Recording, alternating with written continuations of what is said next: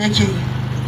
Ina ɗaya daga cikin waɗanda suka ja ra'ayi na waɗannan shugabanni namu domin mu taho mu ma mu yi koyi da Alhaji Dauda Kahutu Rarara.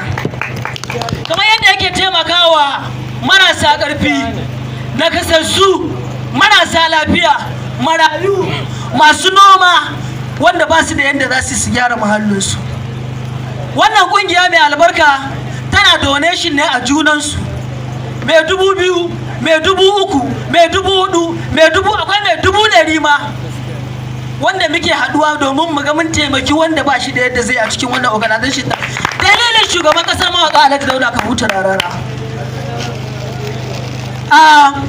Abin da nake so na yi jan hankali gare mu, kamar yadda Antina Umma ta faɗa, dan Allah dan Annabi, kamar yadda muka sa kanmu dan Allah dan Annabi zami kuma dan aƙida zami.